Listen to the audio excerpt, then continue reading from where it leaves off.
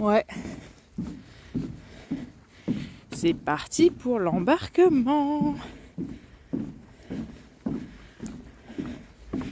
Il est trop pressé là. Faut pas le rater celui-là. Et pourquoi on était si pressé ? Parce qu'on avait déjà perdu 3 jours de notre périple. Et oui, on en a fait du chemin avant d'en arriver là.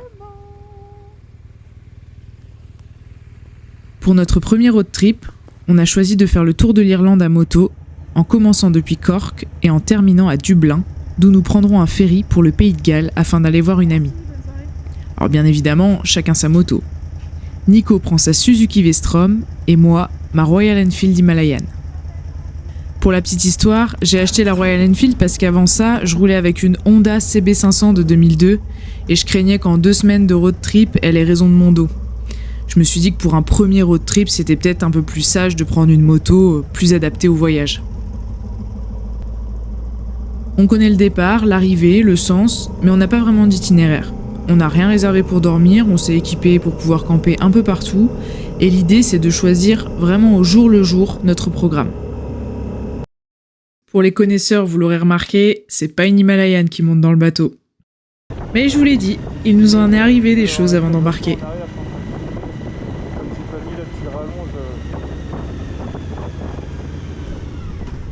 Comme on habite dans le Finistère, à la base on s'était dit on part tôt et on passe par la côte nord pour arriver à Roscoff. Mais comme on n'est pas des exemples de ponctualité et d'organisation, on a tracé par la voie express. Enfin, tracé les 40 premiers kilomètres, quoi. D'un coup, j'ai senti une perte de puissance de ma moto. Dans la foulée, le voyant moteur s'est allumé, me conduisant à m'arrêter sur le bas-côté. Voilà. C'est bien, au moins on est rodé dès le début du voyage. On a tout de suite pensé à un problème d'huile dans le moteur. Enfin, je dis on. Nico, quoi. Alors on a été chercher un bidon d'huile dans les environs de Landivisio, là où j'étais tombé en panne. Dans le même temps, on a appelé David de la concession Royal Enfield qui nous a clairement déconseillé de prendre le ferry avec la moto dans cet état. Il suspectait une surchauffe du moteur et il voulait voir si ça avait engendré de la casse à l'intérieur. Et il nous a proposé de regarder ça le lendemain, au calme. La décision est dure à prendre, mais il faut se rendre à l'évidence, prendre la route ce soir était beaucoup trop risqué. Heureusement, le temps qu'on fasse l'aller-retour pour aller chercher de l'huile, le voyant moteur avait disparu. J'ai donc pu redémarrer pour au moins rentrer à la maison pour ce soir, et on verra la suite demain. On achète de quoi grignoter pour ce soir, en gérant notre frustration comme on peut, et on rentre à la maison. Allez, allons voir ce qui se passe dans le moteur de cette Himalayan. On avait encore espoir de partir immédiatement après le passage à la concession. Du coup, on a équipé nos motos comme si on prenait la route juste après.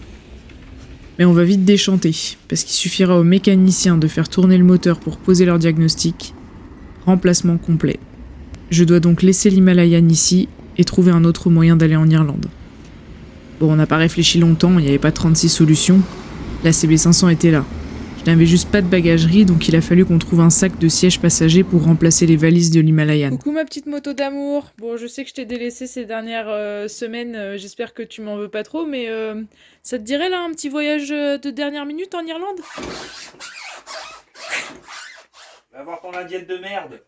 Par chance, on a trouvé un sac SW Motec qui se fixe sur la selle passager et qui avait une contenance identique aux 2 valises de l'Himalayan. Autre point important, l'étanchéité. D'autant plus en Irlande, qui est un pays pluvieux, il fallait impérativement que ma bagagerie soit étanche. Le seul inconvénient, c'est que comme c'est un seul sac et pas 2 valises distinctes, il fallait correctement équilibrer les affaires à l'intérieur pour éviter que le sac ne penche d'un côté ou de l'autre pendant qu'on conduit. Et voilà! On a pris la route le lendemain, en fin de matinée. Le petit détail, c'est qu'on était jeudi et qu'il n'y avait pas de ferry pour Cork avant le vendredi soir. Mais quitte à être en congé, on a décidé d'aller tester notre matos de camping près de Roscoff en faisant un tour du côté de Plestin-les-Grèves. En plus, ça nous permettait de voir si la façon dont on avait équipé nos motos était la plus optimale et au besoin, de rectifier le tir avant le grand départ.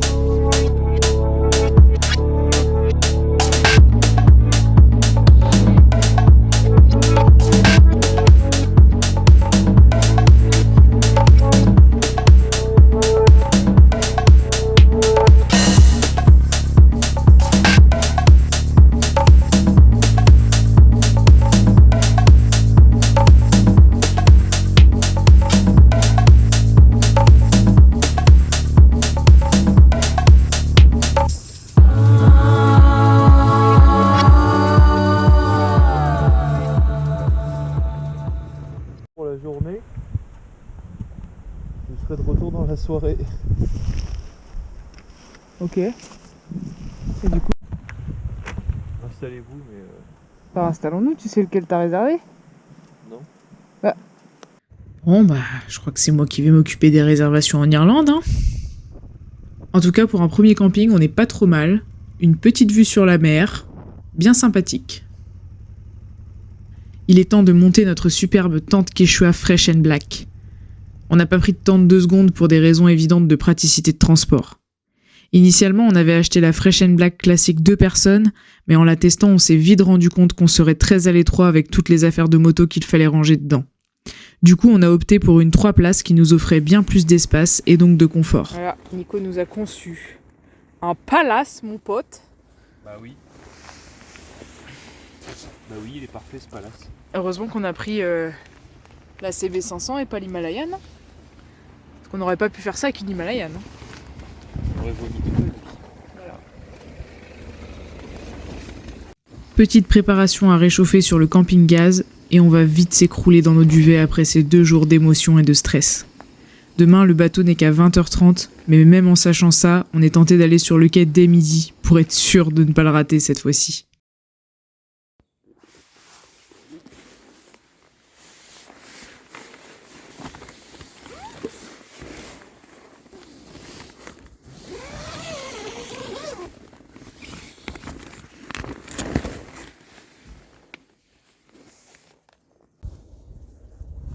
Il est bon le café. à la maison. Initialement, j'avais fait un petit mototour pour expliquer un peu comment on s'était organisé au niveau des affaires, mais je me suis vite rendu compte qu'il y avait un bruit de fond à cause du vent. Du coup, je vais le faire en voix off. Là, je suis en train de vous montrer les supports de GoPro qu'on a positionnés sur chacun de nos guidons et sur chacun de nos casques. Le fameux sac de sel qu'on a dû acheter en catastrophe et dans lequel on a rangé tous nos vêtements, nos sacs de couchage, nos matelas, nos oreillers.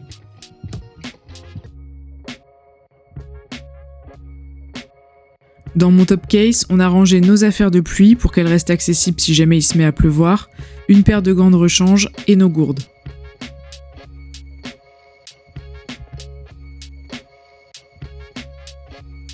Du côté de Nico, on a sa valise de fringues sur la droite et la tente posée sur la selle passager.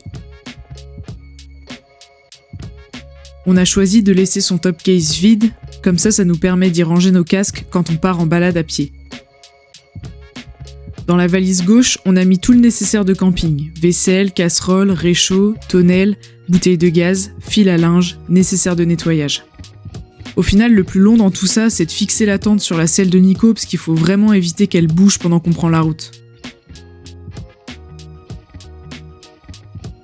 Allez, petite balade à pied, histoire de profiter une dernière fois de la mer, et on reprend la route.